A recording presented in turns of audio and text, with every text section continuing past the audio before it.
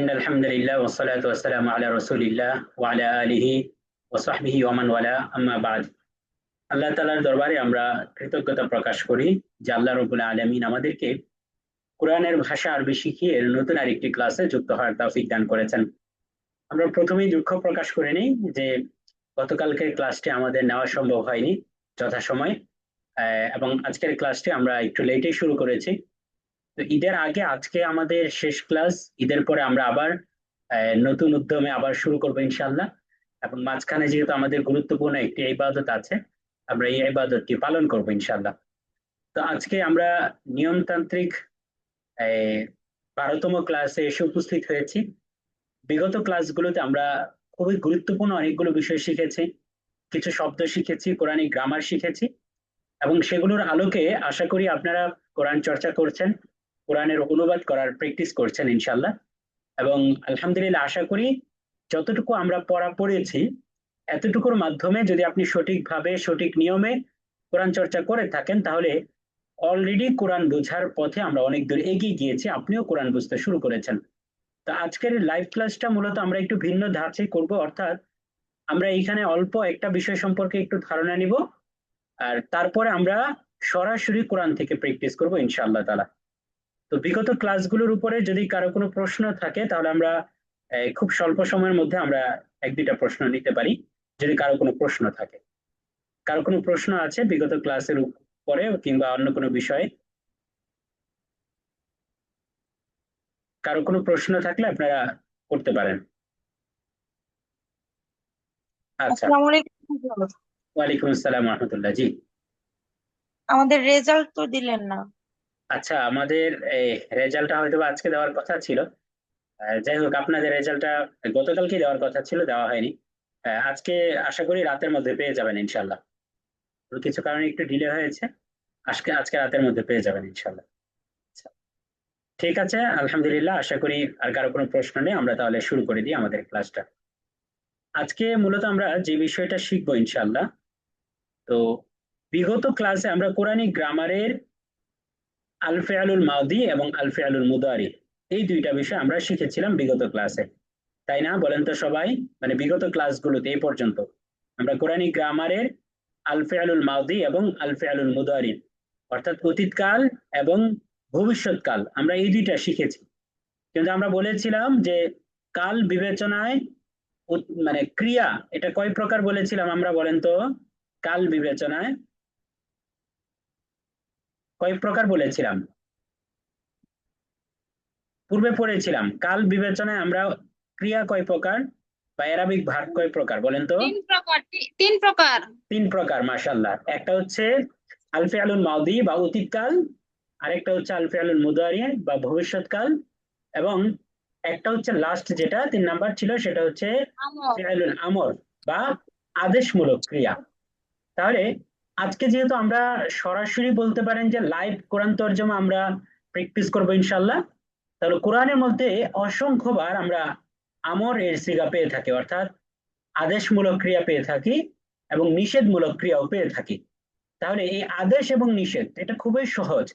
এই সহজ বিষয়টা যদি আমরা একবার একটু পড়ে নেই তাহলে যখন আমরা এই চর্চা করতে যাব, সরাসরি লাইভ কোরআন তর্জমা করতে যাব, তখন আমাদের জন্য এই বিষয়টাও প্র্যাকটিস করাটা সহজ হয়ে যাবে, একের ভিতর সব হয়ে যাবে। তাহলে আজকের ক্লাসে মূলত আমরা কোরআনিক গ্রামারের একটা মানে ফিনিশিং টাচ দেওয়ার চেষ্টা করব।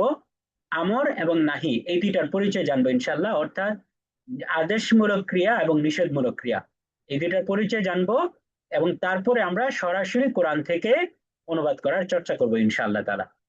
তো আপনারা এইখানে প্রথমেই দেখতে পাচ্ছেন যে আদেশমূলক ক্রিয়া এর ব্যবহার বিধি, আমর বা আদেশ সূচক ক্রিয়ার ব্যবহার বিধি, চলেন আমরা কোরআন থেকে একবার দেখে ফেলি।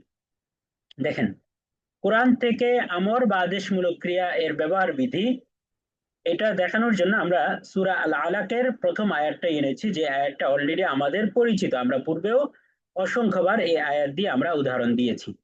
তাহলে দেখেন, এই আয়াতের মধ্যে আল্লাহ তাআলা বলছেন, আউযু বিল্লাহি মিনাশ শাইতানির রাজিম, ইকরা বিসমি রাব্বিকাল্লাযী খালাক। ইকরা, পাঠ করুন, বিসমি রাব্বিকাল্লাযী খালাক, বিইসমি নামের সাথে, রব্বিকা আপনার প্রভু, বিসমি রব্বিকা আপনার প্রভুর নামের সাথে, আল্লাযী খালাকা যিনি আপনাকে সৃষ্টি করেছেন। তাহলে বলেন তো এইখানে আদেশমূলক শব্দ কোনটা, কোন শব্দটা দিয়ে আদেশ বোঝাচ্ছে একটু বলেন তো। ইকরা। ইকরা মানে পাঠ করুন, দেখেন ইকরাটাও লাল কালারে মার্ক করা, আবার পাঠ করুন এই শব্দটাও লাল কালারে মার্ক করা। তাহলে বুঝতেই পারছি যে এখানে আদেশ রয়েছে শুধুমাত্র এই একটা শব্দের মধ্যে, ইকরা, যার অর্থ হচ্ছে আপনি পাঠ করুন বা পড়ুন। তাহলে আমরা কোরআনে আদেশমূলক ক্রিয়া এর একটা ব্যবহার বিধি দেখলাম। এবার চলেন আমরা খুব সহজে জেনে ফেলি যে এই আদেশমূলক ক্রিয়া এটা শাস্ত্রীয় পরিচয়টা কি, এটা আমরা একটু একবার জেনে ফেলি, তাহলে আমাদের জন্য বিষয়টা বুঝতে সহজ হবে। আচ্ছা খেয়াল করেন, আদেশ আমর বা আদেশ সূচক ক্রিয়া এর সংজ্ঞা ও ব্যাখ্যা। তাহলে দেখেন, আমর বা আদেশ সূচক ক্রিয়া এর সংজ্ঞা ও ব্যাখ্যার মধ্যে লেখা আছে যে ফেল বা ক্রিয়া দ্বারা বা বলতে পারি ভার্ব দ্বারা ভবিষ্যতে কারো থেকে কোনো কাজ সম্পন্ন করার দাবি জানানো হয় কিংবা আদেশ করা হয়, তাকে ফেলুল আমর বা আদেশ সূচক ক্রিয়া বলে। এই বাক্যটা বা এই লাইনটা একবার সবাই পড়েন তো, সবাই একবার পড়েন তো এই লাইনটা, কি বলা হলো এইখানে একটু পড়েন তো সবাই।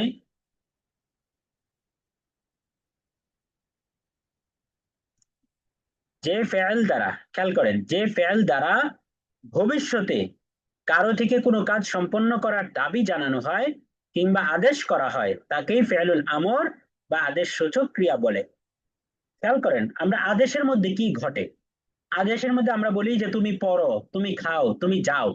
তার মানে এই যে আমি যাকে লক্ষ্য করে এই কথাটা বলছি, এই আদেশটা দিচ্ছি, সে কিন্তু পড়ার কাজটা, খাওয়ার কাজটা বা যাওয়ার কাজটা এখন করছে না, বরং আমার কথা বলার পর থেকে করবে।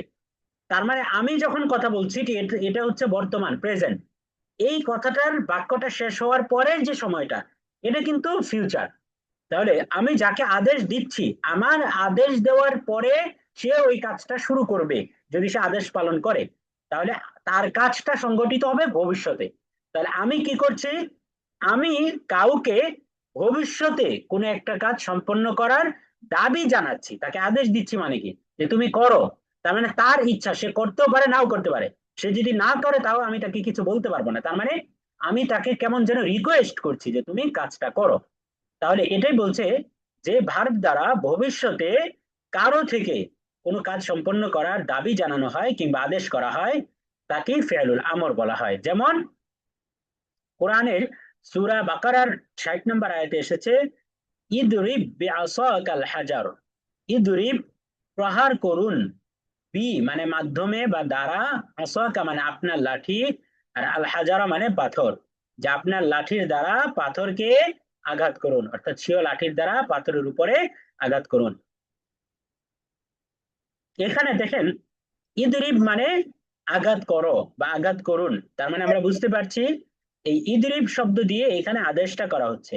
ঘটনাটা কি ঘটতেছে এখানে, বলা হচ্ছে ইদরিব, এখানে ইদরিব তুমি আঘাত করো, এই ফেল বা ক্রিয়াপদটা দ্বারা হযরত মূসা আলাইহিস সালামকে পাথরে আঘাত করার কাজটি সম্পন্ন করার নির্দেশ দেওয়া হচ্ছে। তার মানে দাবি জানানো হচ্ছে যেন মূসা আলাইহিস সালাম ভবিষ্যতে, অর্থাৎ এই ওয়ার্ডারটার পরবর্তী যে ভবিষ্যৎকালীন সময়টা, পরবর্তী সময়, এই সময়ে যেন তিনি তার নিজ লাঠি দ্বারা পাথরের উপরে আঘাত করেন। তাহলে এই যে কারো থেকে ভবিষ্যতে কোন একটা কাজ সম্পন্ন করার দাবি জানানো হয় কিংবা আদেশ করা হয়, এটাকে আমরা বলি ফেলুল আমর বা আদেশমূলক ক্রিয়া। সুতরাং এই যে ইদরিব বিআসাকাল হাজার, এই বাক্যের মধ্যে ইদরিব শব্দটা হলো একটি আদেশ সূচক ক্রিয়া বা ফেলুল আমর। তাহলে সবাই কি বুঝতে পেরেছি আলহামদুলিল্লাহ এই বিষয়টা, বলেন তো ফেলুল আমর কি জিনিস, এটা কি বুঝতে পেরেছি সবাই? এক দুজন একটু চ্যাট বক্সে জানান ফেলুল আমরটা কি আমরা বুঝতে পেরেছি। জি আলহামদুলিল্লাহ। আচ্ছা, তাহলে আমরা সহজ ভাষায় বুঝলাম কাউকে কোনো কিছু আদেশ করা, এটাই হচ্ছে ফেলুল আমর বা আদেশমূলক ক্রিয়া। তাহলে এবার চলেন আমরা অতীতকালীন ক্রিয়ার রূপ দেখেছিলাম 14টা, ভবিষ্যৎকালীন ক্রিয়ার রূপও দেখেছিলাম কয়টা বলেন তো।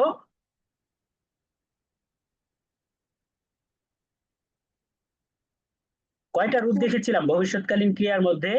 14টা। 14টা। তাহলে অতীতেও 14টা রূপ ছিল। সে একজন পুরুষ, তারা দুইজন পুরুষ, তারা সকল পুরুষ। সে একজন মহিলা, তারা দুইজন মহিলা, তারা সকল মহিলা। তুমি একজন পুরুষ, তোমরা দুইজন পুরুষ, তোমরা সকল পুরুষ। তুমি একজন মহিলা, তোমরা দুইজন মহিলা, তোমরা সকল মহিলা। আমি, আমরা, এই টোটাল 14টা রূপ ছিল। তাহলে এবার চলেন যে আমর এর সিগা অর্থাৎ আদেশমূলক ক্রিয়া এর বাক্যগুলো কেমন হয়, এর রূপগুলো কেমন হয়, এটা আমরা একটু দেখে ফেলি। ফেয়ালুল আমর বা আদেশমূলক ক্রিয়া এর প্রসিদ্ধ বা সবচেয়ে বহুল ব্যবহৃত ক্রিয়ার রূপ হচ্ছে 6টা। ক্রিয়ার রূপ কয়টা বলেন? 6টা। বলেন তো ক্রিয়ার রূপ কয়টা? 6টা। 6টা।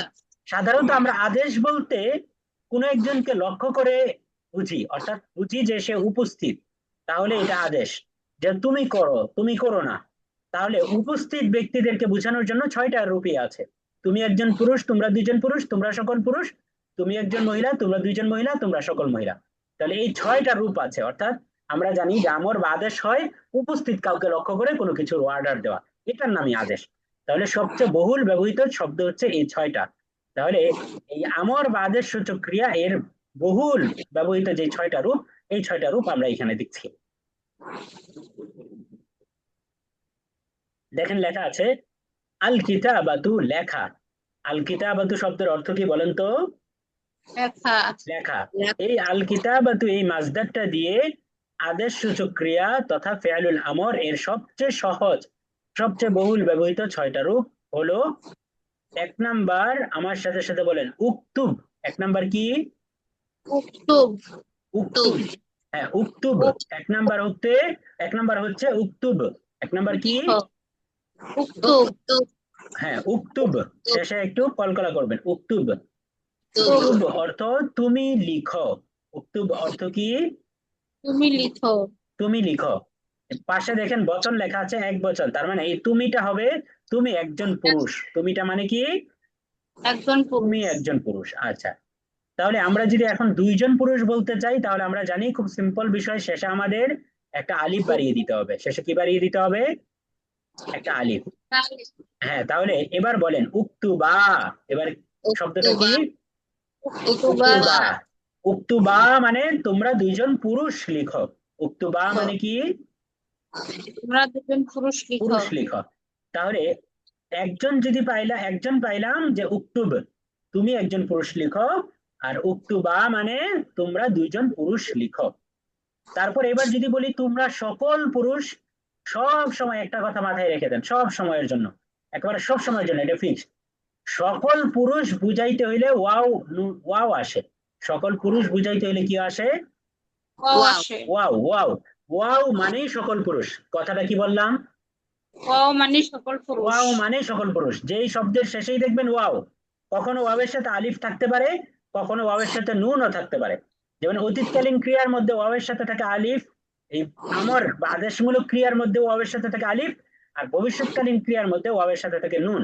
তাহলে নুন থাকুক আর আলিফ থাকুক ওটা আমাদের দেখার বিষয় না, শেষে ওয়াও থাকা মানেই সকল পুরুষ। শেষে ওয়াও থাকা মানেই কি? সকল পুরুষ। তাহলে এইখানে দেখেন সকল পুরুষ যেহেতু, আমরা এটা ওয়াও আলিফ বেড়ে গিয়েছে। উক্তুবু। উক্তুবু মানে তোমরা সকল পুরুষ লিখো। উক্তুবু মানে কি? তোমরা সকল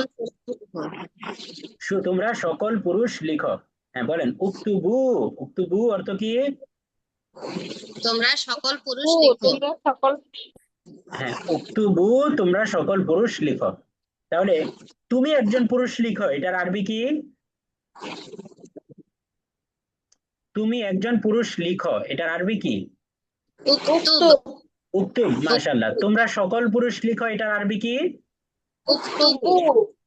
উক্তুবু। তোমরা দুইজন পুরুষ লিখো, এটার আরবি কি? উক্তুবা। আচ্ছা, আরবিতে না বোঝানোর জন্য কি আসে বলেন তো?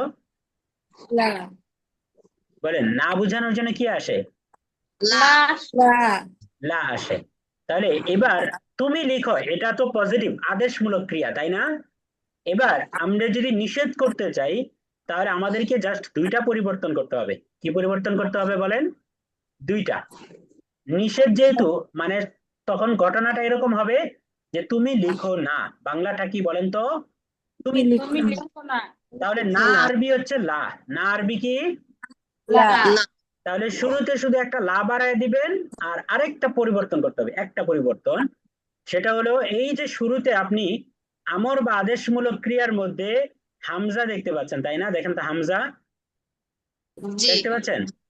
জি হ্যাঁ, দেখা যাচ্ছে। এই হামজাটার পরিবর্তে একটা জবরযুক্ত তা যোগ করে দিতে হবে। কি যোগ করতে হবে? জবরযুক্ত তা। আমরা পূর্বে পড়েছিলাম ভবিষ্যৎকালীন ক্রিয়ার মধ্যে যে শুরুতে তা থাকলে তুমি তোমরা বুঝায়, শুরুতে তা থাকলে কি বুঝায়? তুমি তোমরা। তাহলে নিষেধমূলক ক্রিয়ার মধ্যে আমরা কি করব? প্রথম আদেশমূলক ক্রিয়া হচ্ছে উক্তুব, আমরা নিষেধমূলক ক্রিয়া শুরুতে একটা লা বাড়ায় দিব আর হামজাটা ফেলে দিয়ে একটা তা জবরযুক্ত তা দিয়ে দিব, তাহলে হয়ে যাবে লা তাকতুব। হয়ে যাবে কি? লা তাকতুব। তাহলে লা তাকতুব মানে তুমি লিখো না, এটা আমরা সামনে আসবো। তার মানে খুবই সিম্পল বিষয়, শুরুতে লা বাড়িয়ে দিলেই না হয়ে যাবে।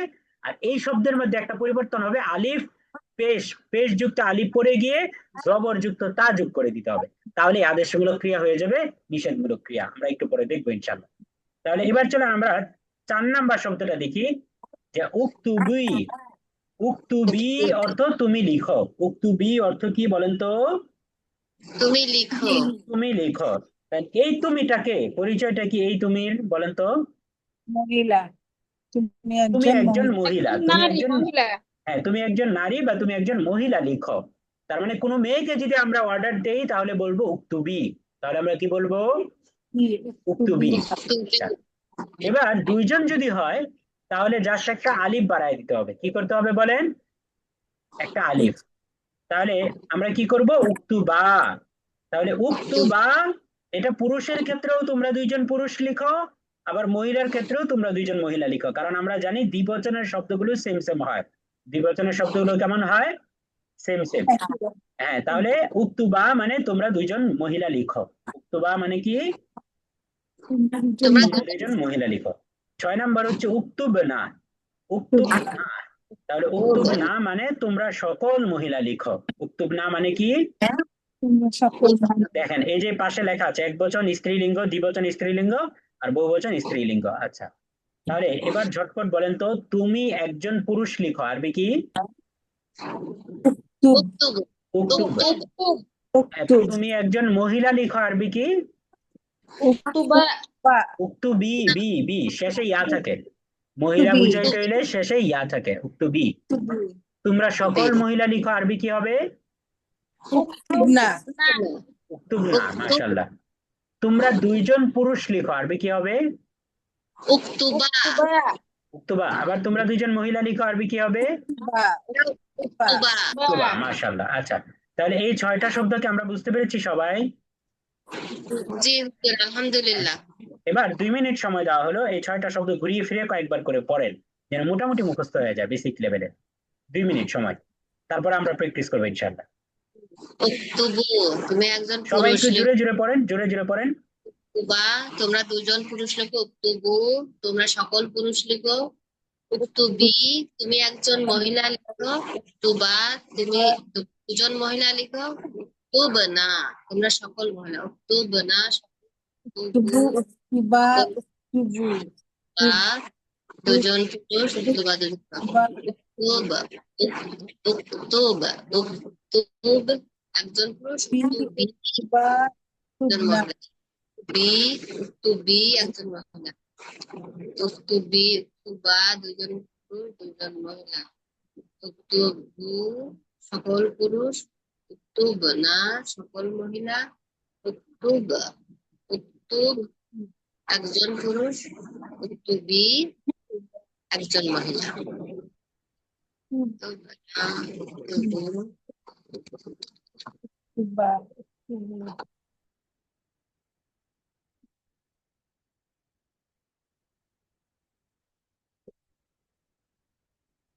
উক্তুবু, উক্তুবা, উক্তুবু, উক্তুবা, উক্তুবু, উক্তুবা, উক্তুবু, উক্তুবি, উক্তুবা, উক্তুবনা। উক্তুবা। আচ্ছা, আলহামদুলিল্লাহ, আমাদের নির্ধারিত সময় শেষ। তো এবার ঝটপট সবাই বলেন, তোমরা দুইজন মহিলা লিখো আরবি কি? উক্তুবা, উক্তুবা। তুমি একজন পুরুষ লিখো আরবি কি? উক্তুব, উক্তুব, উক্তুব, তোমরা সকল মহিলা লিখো। আরবি কি? উক্তুব না না। উক্তুব না। মাশাআল্লাহ, আশা করি এটা আপনাদের বুঝে এসেছে, আলহামদুলিল্লাহ। আচ্ছা, তাহলে এবার খেয়াল করেন, আমরা এতক্ষণ পর্যন্ত আল ফেয়ালুল আমর বা এই আদেশমূলক ক্রিয়া এটা আমরা শিখলাম, তাই না, এতক্ষণ পর্যন্ত? আচ্ছা, এবার আমরা নিষেধমূলক ক্রিয়া অর্থাৎ নিষেধ বুঝাতে আমরা যে শব্দটা ব্যবহার হয় এটা আমরা দেখে নিব, একদম ইজি। যে আদেশমূলক ক্রিয়া বা আমর যেহেতু আমরা বুঝে গেছি, তাহলে ওটা হচ্ছে নাহি, এই নাহিটাও আমরা ইজিলি বুঝে যাবো ইনশাল্লাহ। তাহলে আমার স্ক্রিন দেখতে পাচ্ছেন সবাই? হ্যাঁ, জি, দেখেন, নাহি বা নিষেধমূলক বা নিষেধ সূচক ক্রিয়ার ব্যবহার বিধি। তাহলে নিষেধকে আরবিতে নাহি বলে। নিষেধকে আরবিতে কি বলে? নাহি। নিষেধকে আরবিতে কি বলে বলেন তো? নাহি নাহি। তাহলে দুই তিনবার বলে ফেলেন, নিষেধকে আরবিতে নাহি বলে। নিষেধকে আরবিতে কি বলে? বলে নাহি বলে। নিষেধকে আরবিতে কি বলে? নাহি নাহি নাহি বলে। বলে আচ্ছা, তাহলে এবার চলেন আমরা কোরআন থেকে নাহি বা নিষেধ সূচক ক্রিয়া এর ব্যবহার বিধি আমরা কোরআন থেকে দেখে নিই। কোরআনে আল্লাহ তাআলা বলেছেন, আউযু বিল্লাহি মিনাশ শাইতানির রাজিম, ফালা তাজআলু লিল্লাহি আনদাদা ওয়া আনতুম তা'লামুন। ফা, সুতরাং, লা তাজআলু, লা মানে না, আর তাজআলু মানে লা তাজআলু। দেখেন, এই যে লা তাজআলু মানে তোমরা বানিও না বা তোমরা করো না, সমকক্ষ করো না, লিল্লাহি আল্লাহ তাআলার জন্য। তাহলে লা তাজআলু এর আসল অর্থ হচ্ছে তোমরা বানিও না, লিল্লাহি আল্লাহ তাআলার জন্য, আন্দাদান কোনো সমকক্ষ। তাহলে তোমরা আল্লাহ তাআলার জন্য কোনো সমকক্ষ বানিও না। কোন অবস্থায়? ওয়া, এই ওয়াওটা ওয়াও হালিয়া বলে আরবিতে, অর্থাৎ অবস্থা বোঝাচ্ছে, যে এমন অবস্থায় তোমরা বানিও না যখন আনতুম তোমরা তা'লামুন জানো, অর্থাৎ তোমরা জানো যে আল্লাহ ছাড়া আর কোনো মাবুদ নাই, আল্লাহ ছাড়া আর কোনো শরীক নাই। এ কথা জানার পরে বা এই কথা জানা সত্ত্বেও তোমরা অন্য কাউকে আল্লাহ তাআলার সমকক্ষ বানিও না। তাহলে এখানে লা তাজআলু এর অর্থ হচ্ছে তোমরা করো না। লা তাজআলু এর অর্থ কি বলেন তো? তোমরা করো না তোমরা করো না বা তোমরা বানিও না। তাহলে লা তাজআলু অর্থ কি? তোমরা করো না বা হ্যাঁ, তোমরা বানিও তোমরা না করো না বা তোমরা বানিও না। তাহলে এটার মধ্যে আমার একটা কাজ থেকে নিষেধ করা হচ্ছে, তাহলে আমরা এই কোরআনে নিষেধমূলক ক্রিয়া এর ব্যবহার দেখতে পেলাম। এবার চলেন নাহি এর সংজ্ঞাটা দেখে ফেলি। দেখেন, খুব ইজি বিষয়। যে ফেল বা ক্রিয়াপদ দ্বারা কোনো কাজ করা থেকে নিষেধ করা হয় তাকে নাহি বা নিষেধাজ্ঞা, নিষেধাজ্ঞাপক ক্রিয়া বলে, অর্থাৎ নিষেধ সূচক ক্রিয়া বলে। তাহলে যে ফেল বা দ্বারা কোনো কাজ থেকে নিষেধ করা হয় তাকে নাহি বা নিষেধ সূচক ক্রিয়া বলে। তাহলে নাহি বা নিষেধ সূচক ক্রিয়া কাকে বলে এটা কি বুঝতে পেরেছি আমরা সবাই, বলেন তো? জি আচ্ছা, যেমন সূরা আল ইসরা এর 37 নম্বর আয়াতে এসেছে, আল্লাহ তাআলা বলেছেন, ওয়ালা তামশি ফিল আরদি মারাহা। ওয়া, এবং লা তামশি তুমি চলিও না, তুমি পথ চলো না বা তুমি চলাফেরা করো না। ফি অর্থ কি বলেন তো সবাই? ফি অর্থ কি? মধ্যে। মধ্যে। আর আল আরদ শব্দের অর্থ জমিন, পৃথিবী পৃথিবী। জমিন তাহলে ফিল আরদি মানে পৃথিবীর মধ্যে। তাহলে লা তামশি তুমি চলাফেরা করো না, ফিল আরদি পৃথিবীর মধ্যে, মারহান দম্ভ ভরে, অহংকারের সহিত। অহংকারের সহিত মানে অহংকারের সহিত বা দম্ভ ভরে তুমি পৃথিবীতে চলাচল করিও না বা চলাফেরা করো না, পদচারণা করো না। তাহলে এই বাক্যের মধ্যে নিষেধ বুঝাচ্ছে কোন শব্দটা দিয়ে বলেন তো? লা তামসা লাতামশি। লাতামশি। তামসি তাহলে লাতামশি দিয়ে কি করা হচ্ছে? যে না চলা থেকে নিষেধ করা হচ্ছে বা অহংকার সহকারে চলা থেকে নিষেধ করা হচ্ছে, তাই না? অহংকার জি ভরে চলা থেকে নিষেধ করা হচ্ছে। তাহলে এই শব্দটা দিয়ে যেহেতু একটা কাজ করা থেকে নিষেধ করা হচ্ছে, সুতরাং এই শব্দটার নাম হবে নাহি। এই শব্দটার নাম কি হবে? নাহি নাহি। নাহি যেমন দেখেন, এখানে লাতামশি তুমি পদচারণা করো না বা তুমি চলাফেরা করো না, এই ফেলের মাধ্যমে তথা এই ক্রিয়াপদের মাধ্যমে দম্ভ ভরে চলা থেকে নিষেধ করা হচ্ছে। সুতরাং লাতামশি হলো একটি নাহি বা নিষেধ সূচক ক্রিয়া। বুঝতে পেরেছি সবাই? আচ্ছা, জি আঙ্কেল। ঠিক আছে, আলহামদুলিল্লাহ। এবার তাহলে চলেন এই যে নাহি, এটার পরিচয়টা আমরা বুঝতে পারলাম। এবার নাহি বা নিষেধ সূচক বাক্যে ক্রিয়ার রূপ কয়টা হয়? তাহলে আমরা পূর্বে যেরকম আমর বা আদেশমূলক ক্রিয়া এর 6টা রূপ পড়েছি, ঠিক একইভাবে নাহি বা নিষেধ সূচক ক্রিয়ারও বহুল পরিচিত রূপ হলো 6টা। বহুল পরিচিত রূপ কয়টা বলেন? 6টা। তাহলে 1 নাম্বার, ওই যে আমরা আগেই বলেছিলাম, অলরেডি এটা আমার আপনাদের কাছে পানি ভাত বলেছিলাম, যেহেতু এটা নিষেধমূলক ক্রিয়া, মানে তুমি করো না। আগে ছিল তুমি করো, আর এখন হচ্ছে তুমি করো না। তাহলে না, যেহেতু না এর আরবি হচ্ছে লা। না এর আরবি কি? লা। না। তাহলে দেখেন এখানে প্রত্যেকটা বাক্যের শেষে একটা করে না আছে, যেহেতু নিষেধমূলক। না না না না না না। আর এখানে আরবিতেও প্রত্যেকটা শুরুতে লা লা লা লা লা লা আছে। বুঝতে পেরেছেন সবাই? জি। আচ্ছা, এটা একটা মেজর পরিবর্তন। তার মানে আমরের শুরুতে লা থাকে না, নাহির শুরুতে লা থাকে। নাহির শুরুতে কি থাকে? লা লা থাকে। থাকে। আরেকটা বড় পরিবর্তন হচ্ছে, এই প্রত্যেকটা শব্দের শুরুতে ওই যে শব্দটা, অর্থাৎ লা এর পরে যে শব্দটা, মূল যে ভার্বটা, এটা তা দিয়ে শুরু হয়েছে না বলেন তো? তা প্রত্যেকটা। জবর তা দিয়ে। হ্যাঁ, তা জবর তা দিয়ে শুরু হয়েছে, কিন্তু আমরের মধ্যে এই তায়ের স্থলে ছিল হামজা পেশ উ। কি ছিল? হামজা পেশ, হামজা পেশু। এখানে আছে তাকতুব, আমরের মধ্যে ছিল উক্তুব। বুঝতে পেরেছেন পার্থক্যটা? জি। আচ্ছা, তাহলে এবার ঝটপট পড়ে ফেলি আমরা। লা তাকতুব, তুমি লিখো না। লা তাকতুব মানে কি? তুমি লা লিখো না, একজন তুমি পুরুষ। হ্যাঁ, লা তাকতুব 2-3 বার পড়ে ফেলেন। লা তাকতুব, তুমি লা লিখো না। তাকতুব, তুমি লিখো না। লা লা তাকতুব, তাকতুব, তুমি তুমি লিখো লিখো না। না। তাকতুব, তাকতুবা, তোমরা দুজন লিখো না। হ্যাঁ, এবার তোমরা লা দুইজন যদি বলি, সিম্পল বিষয় আগের মতো, তাকতুবা, মানে শেষে কোনো পরিবর্তন নাই, একেবারে পূর্বের মতো হুবহু যা আছে তাই। শুধুমাত্র 2টা জিনিস পরিবর্তন হবে। আদেশ থেকে নিষেধ বানাইতে হইলে মাত্র 2টা না, জায়গায় পরিবর্তন করতে হবে। কয়টা জায়গায়? দুইটা। 2টা। 1 নম্বর হচ্ছে শুরুতে একটা লা বাড়ায় দিতে হবে, লাম আলিফ লা, বাড়ায় দিতে হবে। উম, আর আলিফ আর লাম। হামজাটাকে ফেলে দিয়ে জবরযুক্ত তা বাড়ায় দিতে হবে। শেষ কাহিনী, বাকি সব উম, সেম। তাহলে দেখেন, লা তাকতুবা, তোমরা লা দুইজন লিখো তাকতুবা, না। লা তাকতুবু, তোমরা সবাই লিখো না। উম, লা তাকতুবি, তুমি একজন মহিলা লিখো উম, না। লা তাকতুবা, তোমরা দুইজন মহিলা লিখো না। লা লা তাকতুবনা, তাকতুবু, তোমরা সবাই লিখো না। তাহলে 2 মিনিট সকল সময় দেওয়া পুরুষ। হলো। এটাও একবার পড়ে ফেলেন কয়েকবার করে, যেন আপনাদের জন্য লা মুখস্থ হয়ে যায়। তাকতুব, লা লা তাকতুব, তুমি তাকতুব, একজন তুমি পুরুষ লিখো না। লিখো না। লা লা তাকতুবা, তাকতুবা, তোমরা দুজন লিখো না। আচ্ছা, লা লা খেয়াল করেন, একটা তাকতুবু, তোমরা একটা সবাই প্রশ্নের লিখো না। উত্তর দিয়ে ফেলি। যেহেতু একটা প্রশ্ন এসেছে ইনবক্সে যে কিতাব মানে কি বই না। দেখেন, আমরা বলেছিলাম কিতাব মানে হচ্ছে বই। কি বলেছিলাম বলেন তো? কিতাব মানে কিতাব বই। মানে বই। এখন দেখেন, কি বইকে কিতাব বলা হয়? কিতাব, কাফ তা বা এর আসল অর্থ হচ্ছে লেখা।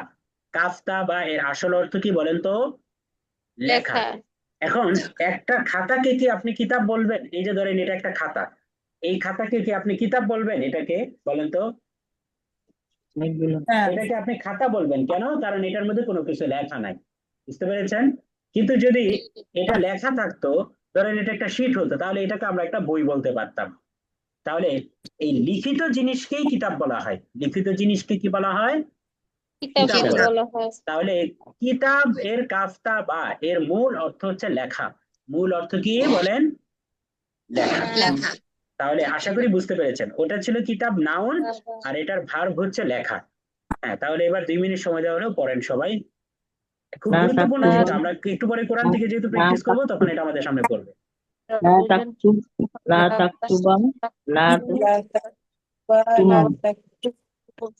উম, লা তাকতুবি, লা তাকতুবা, লা অর্থটা সহকারে পড়ি আমরা, তাকতুমনা, অর্থটা সহকারে পড়ি, অর্থটা সহকারে। সবাই। লা তাকতুবা, তুমি লিখো না। না, লা তাকতুব, তুমি লেখো না। লা তাকতুবা, তোমরা দুজন লেখো না। লা তাকতুম, তোমরা সবাই লিখো না। লা তাকতুবি, তুমি লিখো না। লা তাকতুবা, তোমরা দুজন লেখো না। লা তাকতুবনা, তোমরা সবাই লিখো না।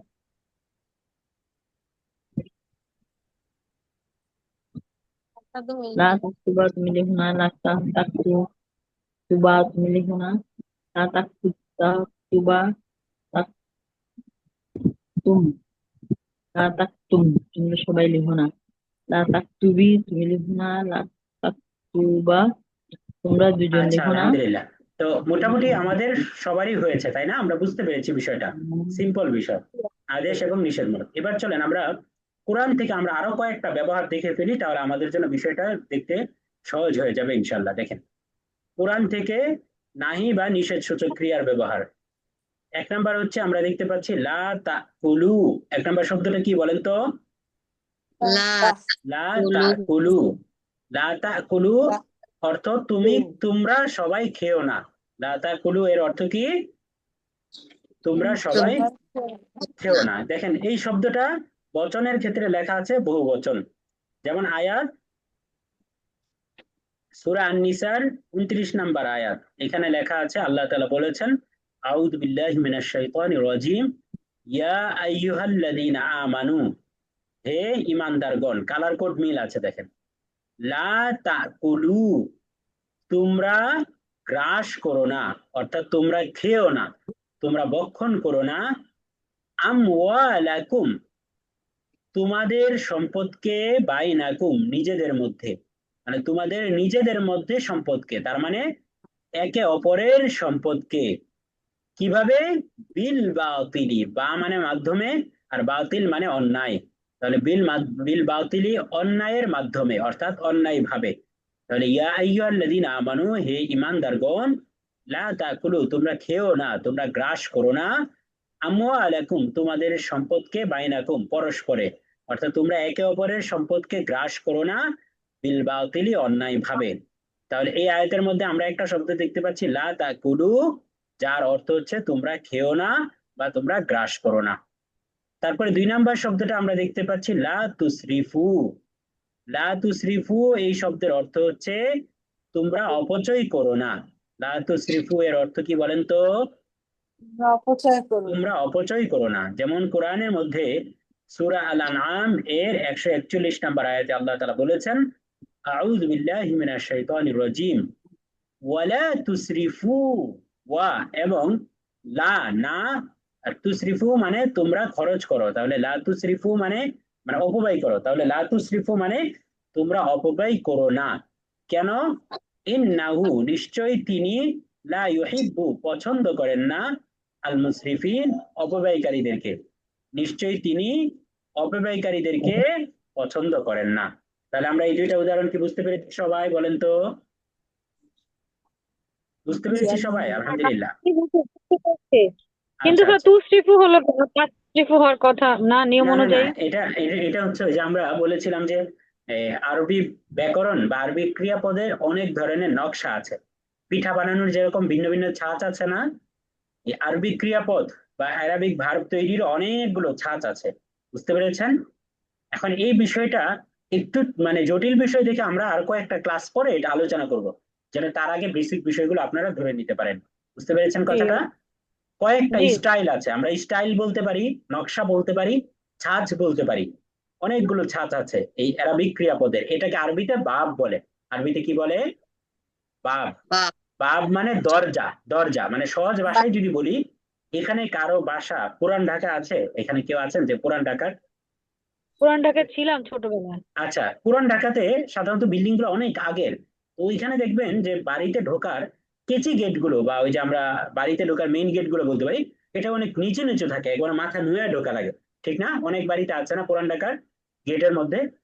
কিন্তু নতুন জি ঢাকার মধ্যে কিন্তু আমরা ওইরকম দেখতে পারি না। নতুন ঢাকার সবগুলো গেটেই থাকে একেবারে লম্বা লম্বা।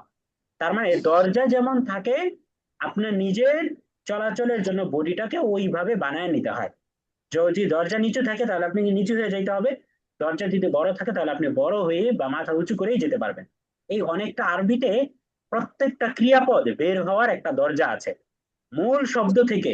ধরেন ইবাদত মানে ইবাদত করা, এই ইবাদত মূল শব্দ থেকে সে ইবাদত করেছে, এই যে বিভিন্ন ধরনের আরবি ক্রিয়াপদ বানানো হবে, এই যে একটা শব্দ থেকে যে টেনে বের করা হবে, এই টেনে বের করার অনেকগুলো পাইপ আছে, দরজা আছে। এই প্রত্যেকটা পাইপকে এক একটা বাপ বলা হয়। প্রত্যেকটা পাইপকে কি বলা হয়? এক একটা বাপ। তার মানে ওই পাইপের মধ্যে দিয়ে যখন শব্দটা ঢুকে, তখন পাইপের সাইজ অনুযায়ী বিভিন্ন সাইজ, কোনো সময় ফাআলা ইয়াফইলু হয়ে যায়, কোনো সময় ফাইলা ইয়াফআলু হয়ে যায়, কোনো সময় ফাআলা ইয়াফউলু হয়ে যায়, কোনো সময় আফআলা হয়ে যায়, কোনো সময় ইনফাআলা হয়ে যায়, কোনো সময় ফাআলা হয়ে যায়। এরকম ভাবে নানান আকৃতি হয়ে যায়। তো এই আকৃতিগুলো আমরা কয়েকটা ক্লাস পরেই জানবো ইনশাল্লাহ। তাহলে তখন এই যে একটা তাকুলু হলো আর একটা তুসরিফু হলো, এই জাতীয় কনফিউশন আর থাকবে না। বুঝতে পেরেছেন সবাই? আচ্ছা, ঠিক আছে। তাহলে তারপরে দেখেন 3 নাম্বার শব্দটা আমরা দেখতে পাচ্ছি লা তামশি, যেটা আমরা একটু আগেই দেখলাম যে এক বচন, যে ওয়ালা তামশি, এবং তুমি চলাচল করো না ফিল আরদি, জমিনের মধ্যে, মারাহান, দম্ভ ভরে, অহংকারের সাথে। তারপরে 4 নাম্বার শব্দটা দেখতে পাচ্ছি লা তুজিগ। 4 নাম্বার শব্দটা কি দেখতে পাচ্ছি বলেন তো? লা তুজিগ। হ্যাঁ, লা তুজিগ অর্থ তুমি কি বলে এটাকে, যে মানে ফিরিয়ে দিও না আর কি, টেনে নিও না। লা তুজিগের আসল অর্থ হচ্ছে যে তুমি টেনে নিও না। তো এই আয়াতের মধ্যে তুমি টেনে নিও না অর্থটা তুললে সুন্দর হবে না, অর্থাৎ তুমি ফিরিয়ে দিও না বা ফিরিয়ে নিও না, এরকম অর্থটা সুন্দর হবে।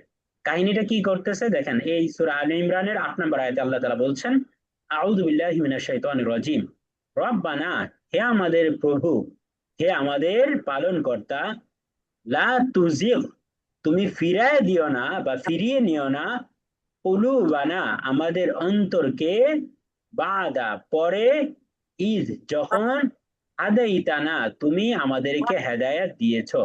তার মানে তুমি যখন আমাদেরকে হেদায়াত বা সৎ পথের নির্দেশ দিয়েছো, একবার হেদায়াত দেওয়ার পরে আমাদের কোনো গুনাহের কারণে আমাদের অন্তরকে তুমি বক্র করে দিও না বা অন্তরকে তুমি ফিরিয়ে দিও না, অর্থাৎ হেদায়েতের পথ থেকে ফিরিয়ে দিও না। তাহলে এটাই বলা হচ্ছে যে সরল পথ প্রদর্শনের পর তুমি আমাদের অন্তরকে সত্য লঙ্ঘনে প্রবৃত্ত করো না। সহজ খাঁটি বাংলায় যদি বলি, যে একবার ভালো পথ দেখানোর পরে, অর্থাৎ একবার হেদায়েত দেওয়ার পরে তুমি আবার আমাদেরকে গুমরাহির পথে নিয়ে যাও না, বা আমাদের অন্তরকে তুমি ফিরিয়ে দিও না, বা অন্তরকে তুমি বক্র করে দিও না। তাহলে আশা করি এই 4টা আয়াতের মাধ্যমে আমরা কোরআনে নাহি এর ব্যবহার কেমন হয়ে থাকে এটা আমরা বুঝতে পারলাম। বুঝতে পেরেছি না সবাই? আলহামদুলিল্লাহ বলেন তো। জি। আচ্ছা, আলহামদুলিল্লাহ আমরা বুঝতে পেরেছি। তাহলে এই ক্লাসের এতক্ষণ পর্যন্ত আমরা কয়েকটা বিষয় শেখার চেষ্টা করলাম। 1 নাম্বার আমরা শিখলাম যে আমর বা আদেশমূলক ক্রিয়া, আর দ্বিতীয়ত আমরা শিখলাম নাহি বা নিষেধমূলক ক্রিয়া।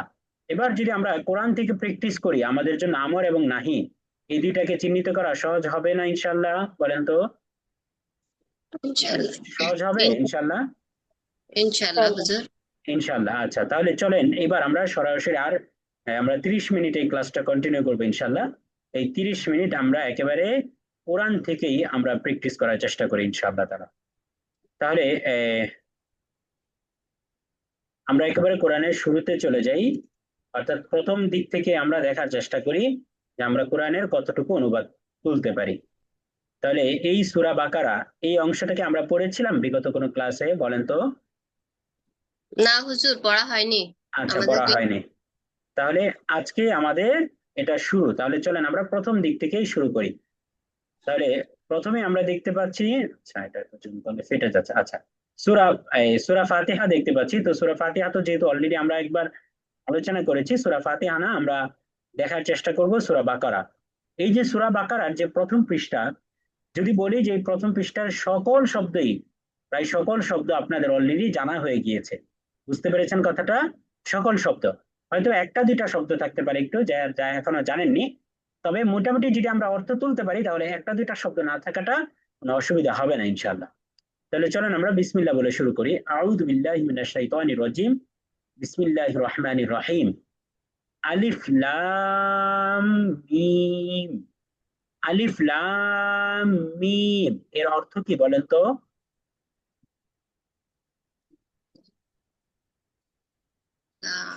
বলেন, আলিফ লাম মিম এর অর্থ কি আমরা পড়েছি? এটার কি অর্থ বলেন তো সবাই? এটা তো অর্থ আসলে জানা নাই তো, আননোন। বাকিরা লাম অর্থ তো না। খেয়াল করেন, কোরআনের খুব অল্প সংখ্যক কিছু সূরায় এরকম শুরু হয়েছে শুরুতে এমন কিছু অক্ষর দিয়ে, যেমন আলিফ লাম মিম। কোন সূরায় এসেছে আলিফ লাম মিম সদ, কোথাও এসেছে কাফ হা ইয়া আইন সদ, কোথাও এসেছে নুন, কোথাও এসেছে কফ, কোথাও এসেছে আলিফ লাম র। তাহলে এই যে এই জাতীয় যে অক্ষরগুলো একেবারে সূরার শুরুতে থাকে, এই অক্ষরগুলোর অর্থ আল্লাহ ছাড়া এই পৃথিবীতে আর কেউ জানেন না। এই শব্দগুলোর অর্থ আল্লাহ ছাড়া আর কি কেউ জানেন বলেন তো? আর কেউ জানেন না। এটাকে আল হুরুফুল মুকাত্তাআত বলা হয়, অর্থাৎ এমন কিছু হরফ যা এই পৃথিবীর কোনো মানুষের পক্ষে এটার অর্থ জানা সম্ভব না। কোরআন যে মুআজিজা, অর্থাৎ কোরআন যে আল্লাহ তাআলার পক্ষ থেকে একটা মুআজিজা, অর্থাৎ অলৌকিক ঘটনা। মুআজিজা বলা হয় এমন ঘটনাকে, মুআজিজ শব্দের অর্থ অপারগকারী, অর্থাৎ যেই ঘটনাটা সবাইকে অপারগ করে ফেলে, চিন্তা করার ক্ষেত্রে অপারগ করে দেয়, মানে এই জিনিসটাকে রিক্রিয়েট করার ক্ষেত্রে বা পুনরায় তৈরি করার ক্ষেত্রে অপারগ করে দেয়। তাহলে কোরআন হচ্ছে একটা মুআজিজা। এই কোরআন যে একটা মুআজিজা, এর অন্যতম একটা নিদর্শন হচ্ছে এই জাতীয় হরফগুলো। অর্থাৎ পৃথিবীর কারো পক্ষে আজও পর্যন্ত এই অক্ষরগুলোর অর্থ কি এটা উদ্ঘাটন করা সম্ভব হয়নি। কিয়ামত পর্যন্ত কারো জন্য এই অক্ষরগুলোর অর্থ জানাটা সম্ভব হবে না। এর অর্থ একমাত্র আল্লাহ তাআলাই জানেন। তার মানে এটা মানুষের তৈরি বা মানুষের লেখা কোনো কিতাব না, এটা আল্লাহ তাআলার পাঠানো, পক্ষ থেকে পাঠানো কিতাব। এবং এটা একটা মুআজিজা, এর অন্যতম নিদর্শন হচ্ছে এই জাতীয় হরফ। তাহলে আমরা বুঝতে পারলাম এটা আল্লাহু আলামু বিসওয়াবি, অর্থাৎ আল্লাহ তাআলাই এই আয়াতের অর্থ বা এই শব্দের অর্থ ভালো জানেন। তাহলে পরের শব্দটা হচ্ছে আমরা দেখতে পাচ্ছি যালিকা। যালিকা শব্দের অর্থ হচ্ছে দ্যাট বা উহা। যালিকা শব্দের অর্থ কি বলেন তো? উহা। উহা। আমরা ইংরেজিতে বলি দ্যাট, দ্যাট বা উহা, এর মানে হচ্ছে যালিকা। তারপরে আমরা একটা শব্দ দেখতে পাচ্ছি আল কিতাবু। ঝটপট অর্থ বলে ফেলেন। আল কিতাব মানে কি? বই। বই। বইটি। কিতাব বা বই, মাশাআল্লাহ। হ্যাঁ। তাহলে এবার দেখেন, যালিকাল কিতাব মানে এটা ওই কিতাব বা এটা ওই বই। লা অর্থ কি বলেন তো? লা, না না লা নেই মানে নেই। না, নেই বা না। আর রয়বা শব্দের অর্থ কি বলেন তো? রয়বা সন্দেহ। সন্দেহ, মাশাআল্লাহ। আর ফিহি শব্দের অর্থ কি? ঝটপট, তার মধ্যে। তার মধ্যে। তাহলে লা রয়বা ফিহি অর্থ কি হলো? তার মধ্যে কোনো তার সন্দেহ। মধ্যে কোনো সন্দেহ নাই।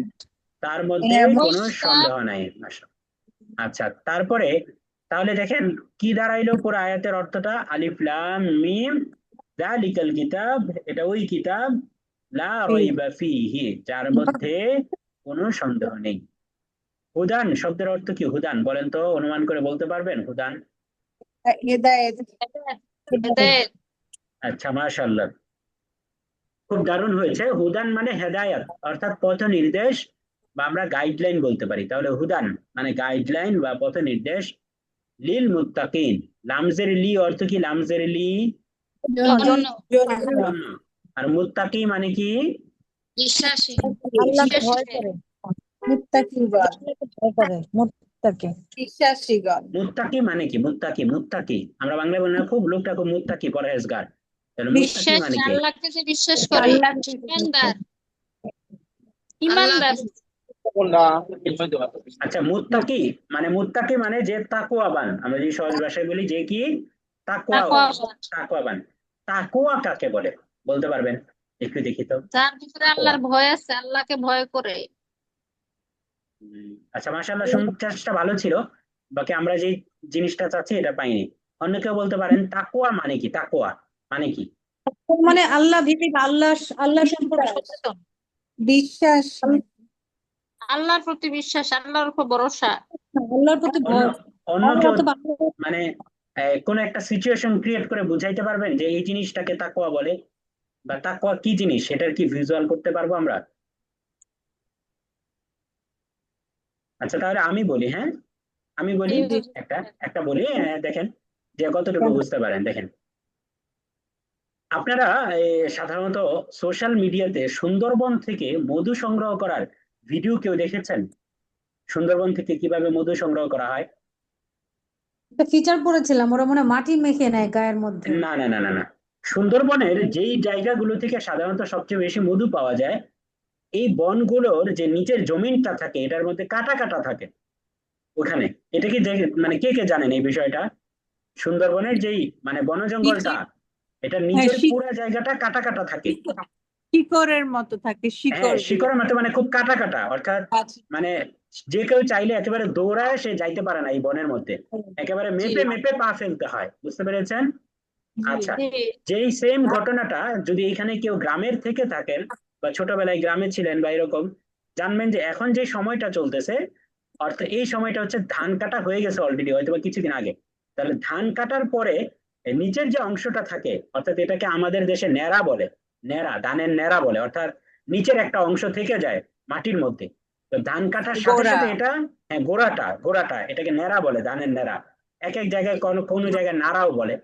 এটা খুবই জি শক্ত এবং ধারালো থাকে একেবারে ধান কাটার সাথে সাথে, বুঝতে পেরেছেন? জি। তাহলে মোটামুটি ধান কাটার পরে রোদে এটা শুকানোর আগ পর্যন্ত বেশ অনেকটা দিন, ধরেন প্রায় বলতে পারি আমরা সপ্তাহ খানিক, ওই ধান ক্ষেতের মধ্যে দিয়ে ওই ফাঁকা জায়গা দিয়ে পা ফেলে ফেলে যেতে হয়।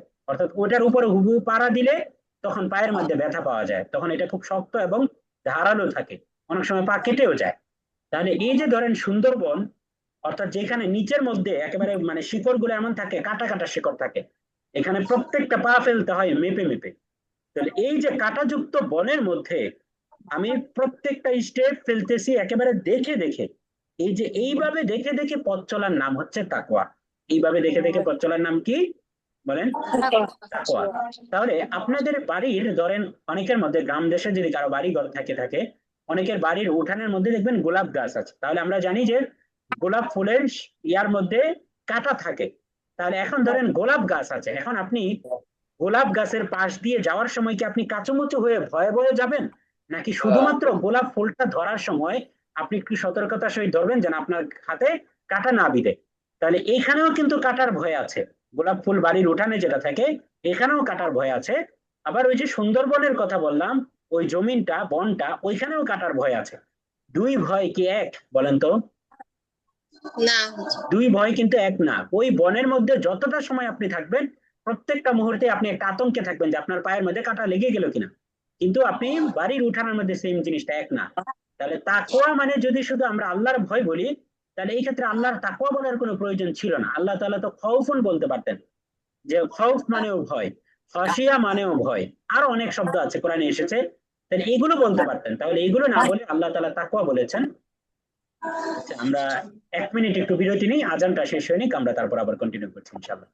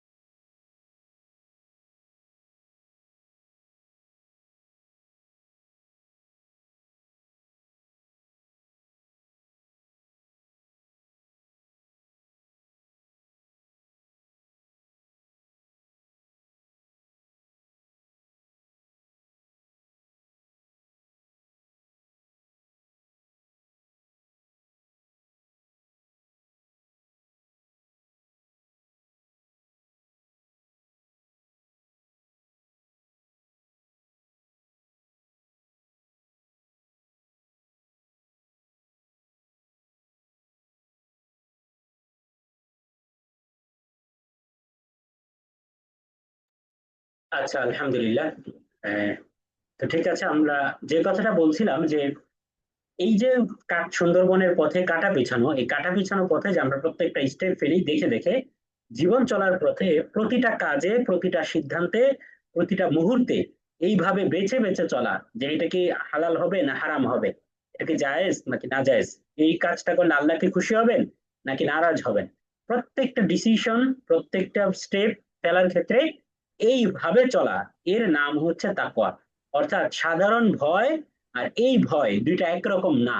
তাহলে তাকওয়া মানে যদি আমরা শুধুমাত্র আল্লাহ ভীরু বলে থাকি বা আল্লাহর ভয় বলি, তাহলে এটা সঠিক করতে হবে না।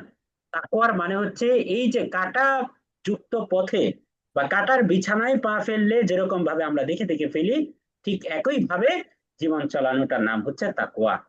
তাহলে লিল মুত্তাকিন, দেখেন মুত্তাকি শব্দের অর্থ হচ্ছে একজন মুত্তাকি, আর এই মুত্তাকিন শেষে ইয়ানুন বাড়িয়ে এখানে হয়ে গেছে মুত্তাকিরা। তাহলে লি মানে জন্য, আর আল মুত্তাকিন মানে মুত্তাকিরা। তাহলে লিল মুত্তাকিন অর্থ কি হবে বলেন তো?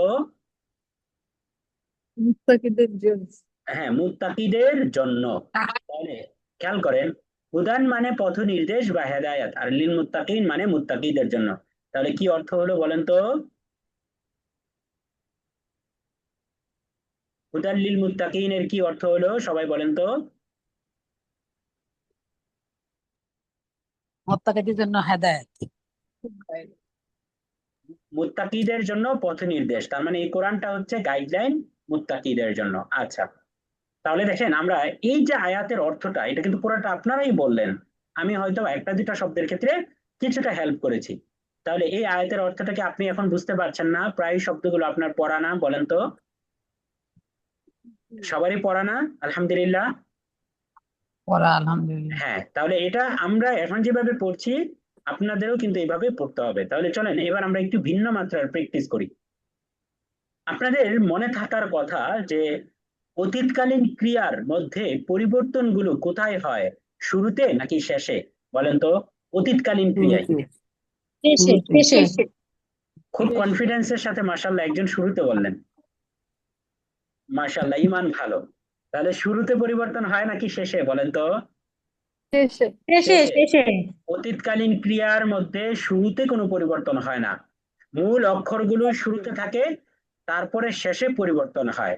এবার যদি আরেকটা প্রশ্ন করি, এই পরিবর্তনগুলো কি মূল ভার্বের মধ্যে হয় নাকি ভার্বের পেটের মধ্যে লুকায়িত সাবজেক্টের মধ্যে হয় বলেন তো? অতীতকালীন লুকায়িত। মধ্যে পরিবর্তনগুলো কি মূল ভার্বের মধ্যে হয় নাকি ভার্বের অন্তর্গত সাবজেক্টের মধ্যে পরিবর্তন হয় বলেন তো? অন্তর্গত সাবজেক্টের মধ্যে। ভার্বের অন্তর্গত সাবজেক্টের উপর। সবাই একমত? কেউ দ্বিমত পোষণ করবেন না এই ক্ষেত্রে? না। আচ্ছা, মাশাআল্লাহ, মারহাবান বিকুম, না কি? মাশাআল্লাহ, দারুণ হয়েছে। দেখেন এই যে 14টা রূপ হয়েছিল অতীতকালে, এটা কিন্তু সাবজেক্টের কারণে হয়েছিল। সে একজন পুরুষ, তারা দুইজন পুরুষ, সাবজেক্ট চেঞ্জ। সাবজেক্ট চেঞ্জের কারণেই মূলত, সাবজেক্ট যেহেতু 14টা, এই কারণে আমাদের 14টা শব্দ এসেছিল। তাহলে এই পরিবর্তনগুলো হয় সাবজেক্টের মধ্যে। তাহলে অতীতকালের ক্রিয়ার দুইটা বিষয় আমরা বুঝলাম। এক নাম্বার হচ্ছে অতীতকালীন ক্রিয়ার সব ধরনের পরিবর্তন, কাটা ছেঁড়া সবকিছু হয় শেষে। সবকিছু কোথায় হয় বলেন? শেষে। শেষে শেষে। শুরুতে কোনো রকম কোনো পরিবর্তন হবে না, কখনোই হবে না শুরুতে কোনো পরিবর্তন। বুঝতে পেরেছেন? পরিবর্তন হলে সেটা অন্য কোনো শব্দের অংশ হতে পারে, কিন্তু এই শব্দ হিসাবে শুরুতে কোনো পরিবর্তন হবে না, সব পরিবর্তন হবে শেষে। এই শেষে যে পরিবর্তনগুলো হয় 14টা রূপের মধ্যে আমরা দেখতে পারি 13টা রূপের মধ্যে পরিবর্তন ঘটে। কয়টা রূপের মধ্যে পরিবর্তন ঘটে বলেন? 13টা রূপ। প্রথম যে রূপটা থাকে যার মধ্যে শুধু 3টা মূল অক্ষর থাকে, ফাতাহা, সে একজন পুরুষ খুলেছে। এর মধ্যে মূল অক্ষরের বাহিরে আমরা অতিরিক্ত কোনো কিছু দেখতে পারি শুরুতে বা শেষে বলেন তো? ফাতাহা, না। ফাআলা, মূল 3টা অক্ষর ছাড়া আমরা আর কিছু দেখতে পাই বলেন? না। না। কিছু দেখি। তাহলে যেখানে কোনো কিছুই থাকে না সেখানে একজন থাকেন। সেখানে কি থাকেন? একজন থাকেন। একজন। একজন সে। তাহলে হ্যাঁ, সে। তাহলে যেই শব্দের মধ্যে আমরা শুরুতেও কোনো নিদর্শন দেখব না, শেষেও কোনো নিদর্শন দেখব না, তাহলে ধরে নেব কিন্তু আমাদের ওই নকশাগুলো আকারে এসেছে 3টার উপরেই জবর, অথবা প্রথমটাতে জবর, দ্বিতীয়টাতে জের, তৃতীয়টাতে জবর, অথবা এরকম বিভিন্ন ছাঁচে আমরা ওই শব্দটাকে দেখতে পাচ্ছি, কিন্তু শেষে কোনো নির্দিষ্ট চিহ্ন দেখতে পাচ্ছি না। তাহলে ধরে নিব এই শব্দটা সে একজন পুরুষকে বোঝাচ্ছে। এই শব্দটা কাকে বোঝাচ্ছে? সে একজন একজন পুরুষ। পুরুষ। এবার যদি তারা দুইজন পুরুষকে বুঝাইতে চাই তাহলে কি পরিবর্তন হবে বলেন তো? তারা দুইজন আলিফ পুরুষ। যোগ হবে। ওয়াও আলিফ না, একটি আলিফ আলিফ যোগ যুক্ত হবে। হবে। মতানৈক্য শুরু হয়ে গেছে, আমি কোন আলিফ উত্তর যুক্ত নিব? হবে। আচ্ছা, আলিফ শুধু যুক্ত হবে। আলিফ যোগ হবে। শুধু কি যোগ হবে? আলিফ। কারণ আলিফ আমরা বারবারই বলে আসছি আলিফ আরবি দ্বিবচনের নিদর্শন। আরবি দ্বিবচন বোঝায় কি দিয়ে বলেন তো? শেষ আলিফ দিয়ে। আলিফ দিয়ে। তাহলে শুধু আলিফ, শুধু একটা আলিফ, একটা আলিফ থাকলে দ্বিবচন বোঝাবে। যদি ওয়াও আলিফ থাকে তাহলে কি বুঝাবে? ওয়াও আলিফ বহু বচন। না, বহু বচন না। আমরা এই প্রশ্নের আমরা যেহেতু এটা একটা স্টাইল, আমি প্রশ্ন করবো আপনাদেরকে বিভিন্ন শব্দ দেখিয়ে যে এটা কাকে বোঝাচ্ছে, কাকে বোঝাচ্ছে, আমি এইভাবে প্রশ্ন করব। তখন আপনি উত্তর দিবেন তারা দুইজন পুরুষকে বোঝাচ্ছে, তারা সকল পুরুষকে বোঝাচ্ছে, তারা সকল মহিলাকে বোঝাচ্ছে। এইভাবে তারা, সকল, একজন, দুইজন বা তিনজন বা সকল, পুরুষ বা মহিলা, সে বা তারা, তুমি বা তোমরা, এইভাবে এই তিনটা ক্যাটাগরির শব্দ একসাথে আমার উত্তর দিতে হবে। বুঝতে পেরেছেন কথাটা?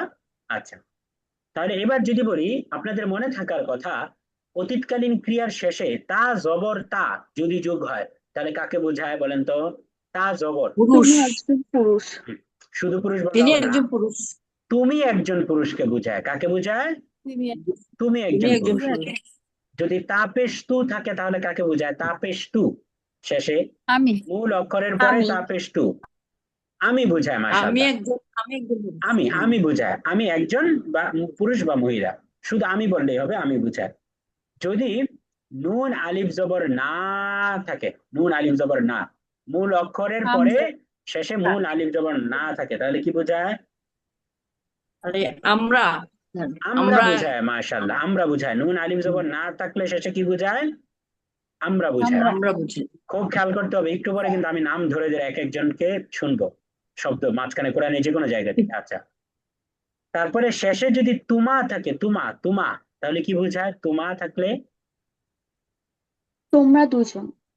তোমরা দুজন পুরুষ না তারা মহিলা? তোমরা দুজন। দুজন মহিলা, তারা দুজন কে পুরুষ বলতেছেন? দুজন মহিলাও একই। দুইটাই একই। বোঝায়, কিন্তু এটা তারা না, বরং তোমরা। কি হবে? তোমরা। তাহলে শেষে যদি তুমা থাকে তাহলে তোমরা দুইজন পুরুষ অথবা তোমরা দুইজন মহিলা। শেষে যদি তুম থাকে, তুম তুম তুম, তাহলে কি বুঝাবে? তোমরা তুম তারা সকল থাকলে পুরুষ। কি বুঝাবে? তোমরা সকল পুরুষ। তোমরা সকল পুরুষ বুঝাবে। মাশাআল্লাহ, কি বুঝাবে? তোমরা সকল পুরুষ। আর যদি তুন্না থাকে, তুন্না, শেষে তুন্না থাকে তাহলে কি বুঝাবে? তোমরা তোমরা সকল সকল মহিলা মহিলা। বুঝাবে। মাশাআল্লাহ। যদি মহিলা। তাজের তি থাকে, তাজের তি, তাহলে কি বুঝাবে? তুমি তোমরা একজন তাজের তি মহিলা। তি, তুমি একজন মহিলা। তুমি একজন মহিলাকে বুঝাবে। মাশাআল্লাহ। এবার যদি আপনি একেবারে লম্বা একটা তা দেখতে পারেন, লম্বা তা উপরে সাকিন, তাহলে কি বুঝাবে? শেষে লম্বা তা উপরে সাকিন, কি বুঝাবে? সে একজন মহিলা। সে একজন মহিলাকে বুঝাবে, সে একজন মহিলাকে বুঝাবে। মাশাআল্লাহ। যদি তা আলিফ জবর তা থাকে শেষে, তা আলিফ জবর তা, তাহলে কি বুঝাবে? তোমরা তারা দুজন মহিলা। তারা না। দুইজন মহিলা বুঝাবে। মাশাআল্লাহ, তারা দুইজন মহিলা বুঝাবে। আর শেষে যদি নুন শুধু নুন জবর না থাকে, একটা নুন জবর না, তাহলে কি বুঝাবে? তারা সকল মহিলা। তারা তারা সকল সকল মহিলা। মহিলা। দুইটা কথা মনে রাখি, হ্যাঁ। এক নাম্বার কথা হচ্ছে শেষে ওয়াও থাকলেই সকল পুরুষ। শেষে ওয়াও থাকলে কি? সকল পুরুষ। এখন শুরুতে ইয়া থাকলে তারা সকল পুরুষ, শুরুতে তা থাকলে তোমরা সকল পুরুষ। তাহলে একটা চিহ্ন মনে রাখি, শেষে ওয়াও থাকলেই সকল পুরুষ। শেষে ওয়াও থাকলে কি বলেন? সকল পুরুষ। সকল পুরুষ। ঠিক একই ভাবে শেষে যদি নুন জবর না থাকে, একটা নুন উপরে জবর, নুন জবর না, তাহলে সকল মহিলা। শেষে নুন জবর না থাকলে কি বোঝায়? সকল মহিলা। তাহলে দুইটা নিয়ম, এটা একদম মানে মূলনীতি। শেষে ওয়াও থাকলে সকল পুরুষ, শেষে ওয়াও থাকলে কি? সকল পুরুষ। সকল পুরুষ। আর শেষে নুন জবর না থাকলে সকল মহিলা। এখন নুন জবর না থাকলে সকল মহিলা, অতীতকালে যদি থাকে তাহলে তারা সকল মহিলা, আর ভবিষ্যৎকালের ক্ষেত্রে শুরুতে যদি ইয়া থাকে তাহলে তারা সকল মহিলা হবে, আর শুরুতে তা থাকলে তোমরা সকল মহিলা হবে। ক্লিয়ার? বুঝতে পেরেছেন? আচ্ছা, তাহলে এই অতীতকালের এই যে 14টা সিগার শেষের পরিবর্তনটা কি কি পরিবর্তন হয়, এটাকে আমরা বুঝতে পেরেছি সবাই? বলেন তো, মনে পড়েছে সবার? জি বলেন। হুজুর। হ্যাঁ, এবার আমরা একটু, সবচেয়ে বেশি প্যাচ লাগে আমাদের হচ্ছে তুমি তোমরা আমি আমরা এই অংশটার মধ্যে, তা তোমা তুম তি তোমা তুম না তু না। তাহলে একসাথে আমরা একটু জিকির করি 10 মিনিট, এই 10 বার বলার চেষ্টা করি এক সিরিয়ালে। বলেন, তা তুমা তুম। বলেন, তা তা তোমা তোমা তুম তি তুমা তুন না, তি তোমা তুম তুম না তুমা তু তা না, তুমা তু না, তা তিমা তুম তু না তি, তুমা তুনা। হ্যাঁ তু না। এবার এটাকে এক শ্বাসে 10 বার বলতে হবে। আমি বলি, মানে এক শ্বাসে একবার করে বলবেন, এইভাবে 10 বার বলবেন, এইভাবে বলবেন। তা তুমা তুম তি তুমা তুন না তু না, তা তুমা তুম তি তুমা তুন না তু না, তা তুমা তুম তি তুমা তুন না তু না। বলেন তো এইভাবে 10 বার, 10 বার পড়েন। তা তোমা তুম তি তুম তোমা তুম না তা তুমা তুম তি তুমা তু তুন না না তু না। হ্যাঁ, তুনা তা তোমা তা তুম তোমা তুম তি তি তুমা তোমা তুম না তুনা তু তা না তু না তু না হ্যাঁ, আরো 7-8 বার পড়ে ফেলেন, তা 7-8 বার পড়ে তোমা ফেলেন। তুম তোমা তুম না তা তা তোমা তুম তি তুমা তুনা। তা তুমা তুম তি তি তুমা তুমা তুনা। তুন না তুন না তুন না, তোমরা সকল মহিলা তা তুন তুম না। না তি তুমা তুন্না। তা তি তুমা তুম তি তুমা তুন্না। তা তু তুমা না, তু তুম না, তি তু তুমা না। তুন। হ্যাঁ, খেয়াল করেন, তা একটু খেয়াল করেন তুমা সবাই, তুম একটু খেয়াল করেন। তা মানে তুমি একজন পুরুষ, তুমা মানে তোমরা দুইজন পুরুষ, তুম মানে তোমরা সকল পুরুষ, তি মানে তুমি একজন মহিলা, তুমা মানে তোমরা দুইজন মহিলা, তুন্না মানে তোমরা সকল মহিলা, তু মানে আমি, না মানে আমরা। তাহলে এটাই হচ্ছে তা তুমা তুম তি তুমা তুন্না তু না। তাহলে পড়েন সবাই। তা তা তুমা তোমা তুম তুমা তা তি তোমা তুম না তুম তু তা না তুমা তুম তুন্না তুমা। তি তুমা তুম না তুম তি আচ্ছা, ঠিক তুমা আছে, মাশাআল্লাহ। জি, আমরা তি তুমা তুম না খেয়াল করেন সবাই, আমরা 5 মিনিট সময় নিতে পারবো। এখানে দেখেন, এই যে খলাকা শব্দটা, ঝটপট বলেন তো এই খলাকা শব্দটা কাকে বোঝাচ্ছে? খলাকা, সৃষ্টি করা। আলাকা সৃষ্টি করা হ্যাঁ, আমার না প্রশ্নের এটা উত্তর ছিল হচ্ছে কাকে বোঝাচ্ছে? আমরাকে না না বোঝাচ্ছে? না সে একজন সে পুরুষ একজন পুরুষকে বোঝাচ্ছে। মাশাআল্লাহ, কিভাবে বুঝলেন সে একজন পুরুষকে বোঝাচ্ছে? তিনটাই জবর শিখা তিনটাই জবর, সেখানে হচ্ছে প্রথম রূপ। না, আমরা ওদের উত্তর দিব চাই- এইভাবে, খেয়াল করেন। আমরা, আমাদের চ্যালেঞ্জটা হচ্ছে, কেন আমরা এই সেশনটা করছি, আমাদের চ্যালেঞ্জ হচ্ছে কোরআনের যে কোনো শব্দ, আমি ওই শব্দের অর্থ জানি বা না জানি, আমি আগে পরের বিভিন্ন আলামত বা নিদর্শন দেখে আমি চিনে ফেলতে হবে যে এটা কি অতীতকালীন ক্রিয়া না ভবিষ্যৎকালীন ক্রিয়া, নাকি আমর নাকি নাহি, এটা চিনে ফেলতে হবে। এটা হচ্ছে আমার চ্যালেঞ্জ। তাহলে এই ক্ষেত্রে আমরা কি বলবো, যে শুরুতে বা শেষে আমরা অতিরিক্ত কোনো নিদর্শন দেখতে পাচ্ছি না। পূর্বের আমরা যে 13টার চিহ্ন পেয়েছিলাম, এই 13টার কোনোটা কি এখানে পাচ্ছি? বলেন তো। আলিফ, না ওয়াও আলিফ, তা সাকিন, তা আলিফ, নুন জবর না, তা তুমা তুম তি তুমা তুম না তু না, কোনোটা পাচ্ছি এখানে? বলেন না না। তাহলে কোনোটা যদি না থাকে তাহলে সে একজন পুরুষ থাকে। ক্লিয়ার কাট কথা, বুঝতে পেরেছেন? আচ্ছা, তাহলে এবার চলেন আরেকটা শব্দে আমরা দেখার চেষ্টা করি। এই যে আচ্ছা, ও দেখেন, কাকতালীয় ভাবে আমরা একটু আগে, আমরা কিন্তু র্যান্ডমলি এই পৃষ্ঠাটা ওপেন করেছি, কিন্তু একটু আগে কিন্তু আমরা এই সূরার অংশটা পড়েছিলাম যে ফালা তাজআলু লিল্লাহি আনদাদাও ওয়া আনতুম তা'লামুন, যে তোমরা আল্লাহ তাআলা সমকক্ষ বানিয়ে না। আমরা এটাকে আবার পেয়ে গেলাম এখানে, আলহামদুলিল্লাহ। আচ্ছা, এবার ঝটপট উত্তর দিবেন একেবারে, মানে বিদ্যুৎ গতিতে। কুনতুম, এটা কাকে বোঝাচ্ছে বলেন তো? কুনতুম, তারা সকল কুনতুম, পুরুষ। তোমরা সকল পুরুষ। তুম তুম থাকলে কি তারা সকল পুরুষ বোঝায়? তোমরা তুম, সকল তুম পুরুষ মানেই তোমরা, তুম মানে কি তোমরা সকল তোমরা। হিন্দিতেও তো তোমরা তুম সকল ব্যবহার করে। হ্যাঁ, তাহলে তোমরা সকল পুরুষ। মাশাআল্লাহ। আচ্ছা, তারপরে আনজালা, বলেন তো এটা কাকে বোঝাচ্ছে? আনজালা, সে একজন পুরুষ। কিভাবে বুঝলেন সে একজন পুরুষ? সবগুলোতে জবর আছে। না, সহজ হিসাব, শেষে আমরা পূর্বের যে পরিবর্তনগুলো, এগুলো কোনো কোনোটা এখানে আলামত পাচ্ছি না, দেখতে পাচ্ছি না কোনো আলামত দেখতে পাচ্ছি না, জি একেবারে জি, সহজ হিসাব। বুঝতে পেরেছেন আলামত কথাটা? নেই। আচ্ছা, এবার জি ঝটপট বলেন বিদ্যুৎ গতিতে, উইদ্দাত এটা কাকে বোঝাচ্ছে বলেন তো? উইদ্দাত। একজন মহিলা। সে বলো একজন না। মহিলা। হ্যাঁ, সে একজন মহিলা, উত্তরটা পরিপূর্ণ দিতে হবে। সে একজন মহিলা, কি দেখে বুঝলেন যে সে একজন মহিলাকে বোঝাচ্ছে? তা থেকে শেষে সাকিন যুক্ত তা, তা সাকিন আছে, লম্বা তা, সাকিন যুক্ত লম্বা তা দেখলেই আমরা বুঝে ফেলবো এটা সে একজন মহিলাকে বুঝাচ্ছে। আচ্ছা, মাশাআল্লাহ, মারহাবান বিকুম। না, আচ্ছা,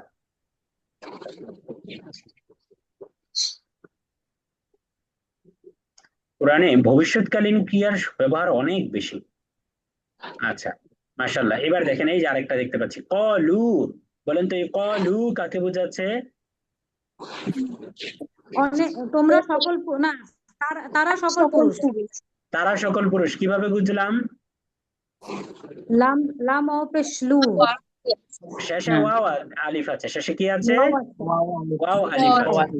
আচ্ছা, তারপরে দেখেন আল্লামতা, এই যে দেখেন আল্লামতা, এই আল্লামতা কাকে বোঝাচ্ছে বলেন তো? আল্লামতা, তা মহিলা। আল্লামতা কাকে বোঝাচ্ছে? তুমি একজন পুরুষ। তুমি একজন পুরুষকে বোঝাচ্ছে। মাশাআল্লাহ, কেন, কি দেখে বুঝলেন তুমি একজন পুরুষকে বোঝাচ্ছে? শেষে তা জবর তা আছে, শেষে তা জবর। এরপরে এই যে আরদ, এই আরদ কাকে বোঝাচ্ছে? আরদ, সে একজন সে পুরুষ একজন পুরুষ। সে একজন পুরুষ। কিভাবে সে একজন পুরুষকে বুঝাইলো? আলামত কোনো নাই, আলামত একই কোনো কোনো আলাদা আলামত নাই, শেষে, শুরুতে বা শেষে কোনো আলামত নাই। আচ্ছা, এবার এই যে ফাসাজাদু, ফাসাজাদু এটা কাকে বোঝাচ্ছে বলেন তো? ফাসাজাদু তারা সকল পুরুষ। তারা সকল পুরুষ। কিভাবে বুঝলেন তারা সকল পুরুষ? ওয়াও আলিফ। ওয়াও আলিফ আছে, মাশাআল্লাহ। তারপরে কানা, এই কানা কাকে বোঝাচ্ছে বলেন তো? কানা, কান হচ্ছে সে হয়েছে সে সে সে সে একজন সে পুরুষ। একজন সে পুরুষ। একজন আগে পুরুষ। পাঁচটা। মাশাআল্লাহ, কেন সে একজন পুরুষ? কেন? সে খুলে কোনো শেষে কোনো আলামত নাই। আলামত নেই। কোন আলামত নাই। মাশাআল্লাহ। আচ্ছা, তারপরে এই শি তুমা, দেখেন খেয়াল করেন, শি তুমা, এই শি তুমা কাকে বুঝাচ্ছে বলেন তো? শি তুমা, তোমরা দুজন পুরুষ অথবা তোমরা দুজন মহিলা। তোমরা দুজন মহিলা, দুটাই তোমরা বোঝায়। দুইজন পুরুষ বা, আচ্ছা, আমরা যাদের এখান থেকে আশপাশে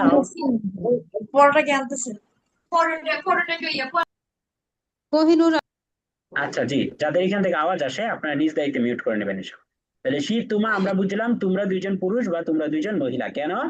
কারণ লাস্টে আমরা কি দেখতে তুমা। পাচ্ছি? তুমা দেখতে পাচ্ছি। তুমা। আচ্ছা, তাহলে এই যে এইভাবে, তাহলে দেখেন এই অতীতকালীন ক্রিয়া আমরা আশা করি বুঝতে পারবো, তাই না? ইনশাআল্লাহ। হ্যাঁ, ইনশাআল্লাহ। ভবিষ্যৎকালীন ক্রিয়ার মধ্যে আমরা বলেছিলাম শুরুতে মাত্র 4টা পরিবর্তন হয়।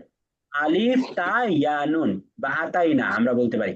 ইয়া থাকলে সে তারা বুঝায়, তা থাকলে তুমি তোমরা বুঝায়, আলিফ থাকলে আমি বুঝাই, আর নুন থাকলে আমরা বুঝাই, তাই না? শুরুতে। আর শেষে দ্বিবচন বোঝানোর জন্য আলিফ নুন আসে, বহুবচন বোঝানোর জন্য ওয়াও নুন আসে, আর সে একজন মহিলা বা তুমি একজন মহিলা বোঝানোর জন্য ইয়া নুন আসে।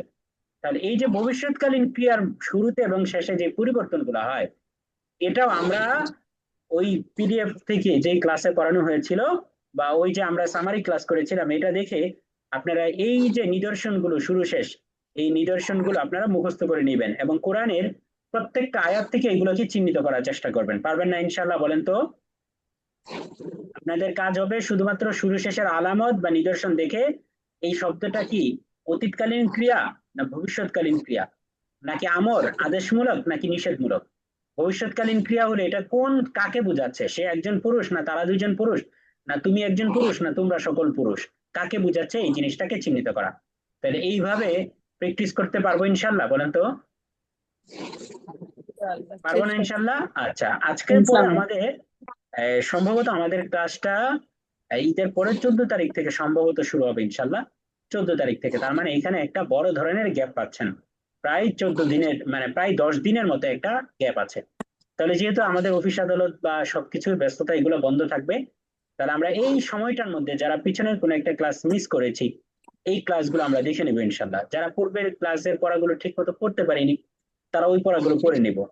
যারা এই প্রিপারেশন নিতে পারেনি তারা কিন্তু প্রিপারেশন নিয়ে ফেলবে ইনশাআল্লাহ। কারণ বুঝতেই পারছেন এখন আমরা পড়বো কম, প্র্যাকটিস করব বেশি নেক্সট ক্লাসগুলো থেকে।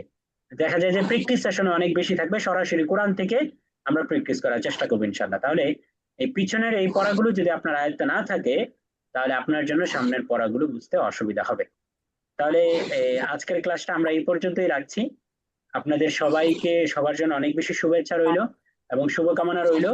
অনেকেই আছেন যারা হয়তোবা দূর দূরান্তে আছেন, বাড়িতে যাবেন, তারা যেন আল্লাহ তাআলা প্রত্যেকেই সহি সালামতে নিজ ঘরে ফেরার তৌফিক দান করেন। আল্লাহ তাআলা আমাদের সবাইকে কবুল করুন। সবার জন্য অগ্রিম ঈদের পরীক্ষার শুভেচ্ছা, রেজাল্ট কি দিছে ঈদ মোবারক। পরীক্ষার রেজাল্ট আপনাদেরটা একটু ডিলে হয়ে গিয়েছে, অন্য ব্যাচেরটা দিয়ে দেওয়া হয়েছিল আজকে সকালে, আপনাদেরটাও রাতেই দিয়ে দেওয়া হবে ইনশাল্লাহ। হয়তো ফাইনাল কাজ হয়ে গেছে, আমার দেখাটা বাকি আছে, তা আমি দেখলে ইনশাল্লাহ রেজাল্টটা সাবমিট করে দিব। তো ইনশাল্লাহ আজকে রাতের মধ্যে পেয়ে যাবেন, রেজাল্ট অলরেডি রেডি। হয়তো আগের ব্যাচেরটা দিয়ে দেওয়া হয়েছে, আপনাদেরটা একটু দেরি হয়ে গেছে, যাই হোক এটা দুঃখিত। তো এই ইনশাল্লাহ আমি রাত্রের মধ্যে ফাইনাল একটা রিভিশন দিয়ে দিব ইনশাল্লাহ। ঠিক আছে, তাহলে আপনাদের জন্য ঈদের শুভেচ্ছা রইলো। আর লাস্ট মুহূর্তে একটা আহ্বান, 3টা আহ্বান থাকবে। 1 নাম্বার হচ্ছে আপনারা এই কোরআনিক রিসার্চ একাডেমির জন্য প্রথমত দোয়া করবেন ইনশাআল্লাহ তাআলা, যেন আমরা আমাদের কাজগুলোকে আরো সুন্দরভাবে আঞ্জাম দিতে পারি, আমরা আমাদের পরিকল্পনা অনুযায়ী যেন আমরা সবকিছু বাস্তবায়ন করতে পারি, আল্লাহ তাআলা যেন সহজ করে দেন।